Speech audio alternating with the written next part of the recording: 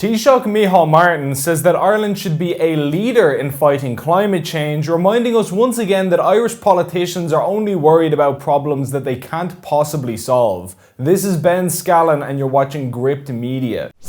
In the run-up to the COP26 UN Climate Change Conference, Taoiseach Micheál Martin has said that he wants Ireland to be a leader in climate change issues. As reported in the Irish Examiner, Ireland can lead the battle against climate change from the front, as it is one of the better countries when it comes to food technology and emissions. That is what Taoiseach Micheál Martin will tell his fellow world leaders as they gather at COP26, the Glasgow-based United Nations climate change event. The key message for us at COP26 is that every country has a part to play. Sometimes you'll get the kind of lazy analysis where people say, let China do it or the bigger states do it. It's only when everybody does their bit that one makes the difference. That is certainly true of climate change. Every single state has to play its role. So apparently it's lazy analysis to say that big countries like China, India and the US are the ones who have to worry about their carbon emissions because they are by far the biggest contributors to emissions by a country mile.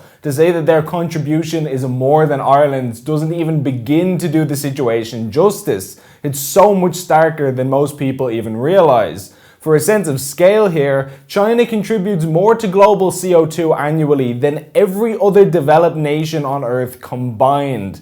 China is such an unimaginably large carbon emitter that there are individual Chinese companies which produce more CO2 than major developed nations. For example, Chinese oil company Sinopec produces more CO2 than the entire nation of Canada with a population of 38 million people.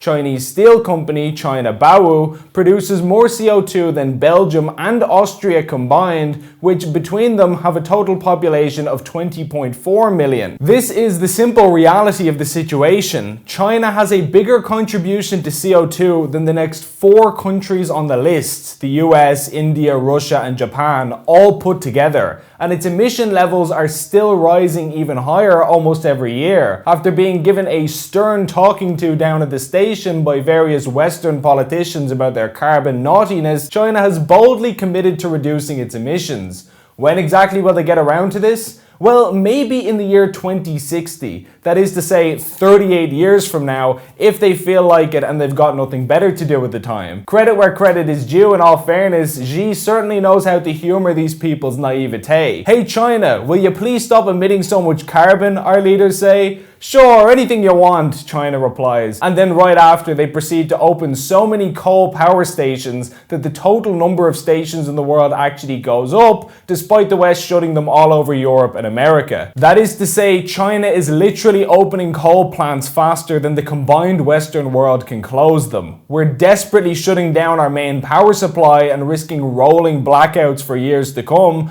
not just here in Ireland, but in America, Europe, and all over the West. And while we're doing this, the net amount of coal plants in the world is actually increasing because China is opening so many.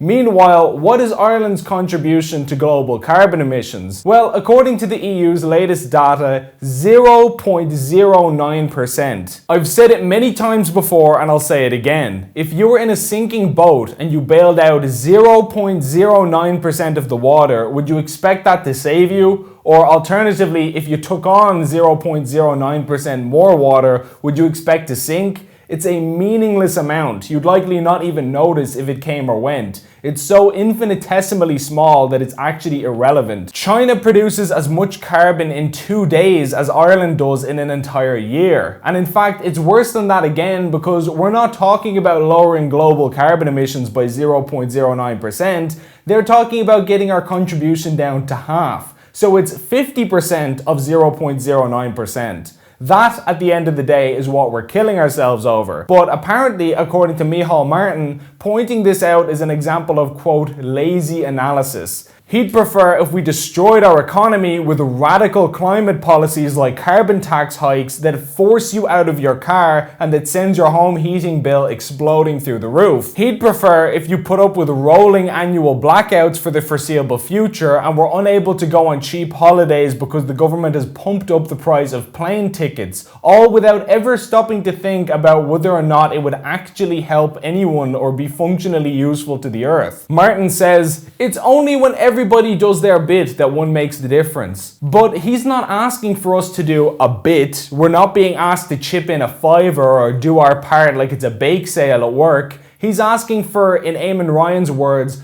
fundamental changes to the way we live. And none of those changes involve making your life easier, only harder, and for no gain to anyone. Not to humanity, not to the planet, and certainly not to you. The government likes to focus on climate change for the same reason that it likes to focus on COVID obsessively, because they know they can't possibly fix either. Ireland could double or halve its carbon emissions overnight and the world would not even notice. Our contributions are a fart in the wind and the government knows that perfectly well. The same goes for COVID. They've already admitted that the virus is endemic, which we've known for over a year now, and yet they're dedicating virtually 100% of their time and attention to combating a virus that they've already conceded is inevitably going to spread no matter what they do. But by focusing on these issues and by making them the center of attention, they can divert attention away from the areas which they can affect but are failing in, like, for example, healthcare, housing, law and order, etc. Basically, you name it. If it's important, they've probably made a balls of it. The beauty of these unwinnable, unfixable, nebulous problems is that, like all bureaucrats, they get to shuffle papers around and faff about at the taxpayer's expense, looking busy for hours on end, while achieving absolutely nothing of value, which is just the way they like it. Even think about their approach to things like housing. They commit to building more and more houses to deal with the housing crisis, while at the same time letting in tens of thousands of net arrivals through open borders immigration. And while they're at it, they grant tens of thousands of illegal immigrants the right to stay in the country and offer free own-door accommodation to anyone who claims asylum in Ireland, whether they're legitimate or not. Now think about this.